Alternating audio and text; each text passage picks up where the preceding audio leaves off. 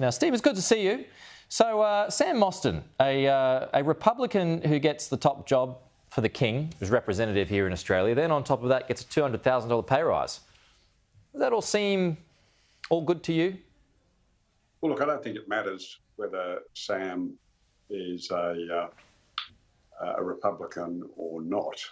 Sam will be an excellent person to perform the functions of the Governor-General. I'm sure all of that's true. But, I mean, is there not any red flags there? Look, not in terms of being a Republican. I think that's a completely spurious and irrelevant point. The argument about the pay rise being proposed is, and I haven't seen the sort of draft memorandum or any of the documentation. It's probably been quite a few years since the Governor-General got a pay rise. 40%. I assume that's a big one. Yeah, my natural assumption was it was done by the Remuneration Tribunal, like politicians' salaries, judges, etc.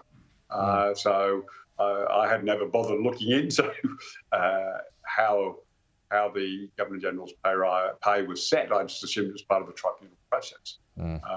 So it's probably been a few years since there was any increase, and the role of Governor-General is an important one.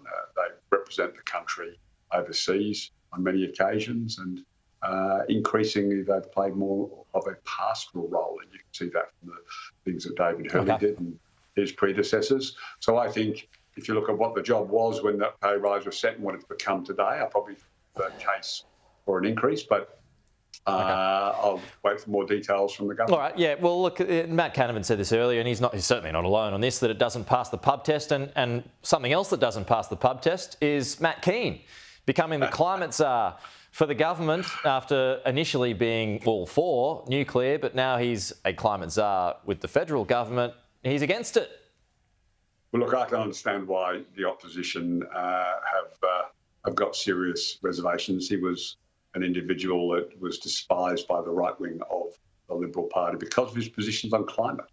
And as he's correctly pointed out, he didn't advocate for, and when he was given advice, did support the introduction of nuclear power plants in New South Wales.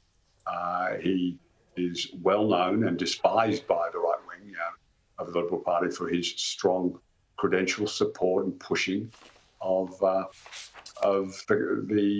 climate issues. I mean, I think he pushed a little too fast on closing a couple of coal-fired power stations, and to his credit, Chris Minns has said, no, I think that was the wrong place to be.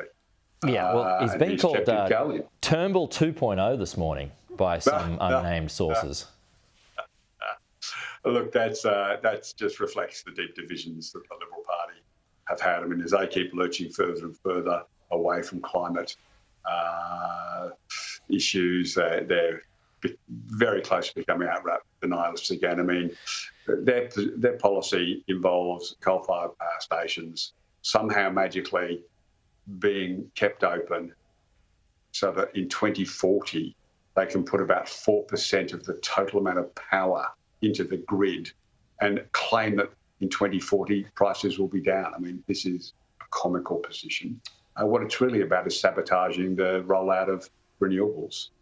And Australians will see through that over the next 6 months between now and the next election, that this isn't actually serious policy. Just a final, speaking of policy, final one, this is on vapes, and Mark Butler is watering down his legislation to get the Greens on board. I mean, does that make it half-baked? Would he be better off just parking it? Well, look, he's been forced to do this because Peter Dutton has just failed to show leadership. I mean, he's got the National Party who are bizarrely in almost coalition with the Greens, and they've dragged the Liberals who've traditionally been supportive of clamping down on the vapes, and they've abandoned the field again. So Labor's been forced to try and do something to limit this scourge, and the only option on the table was to deal with the Greens because Peter Dutton once again can't stand up to the National Party. It's quite disappointing to see. All right, Stephen, we'll leave it there. Appreciate it, though.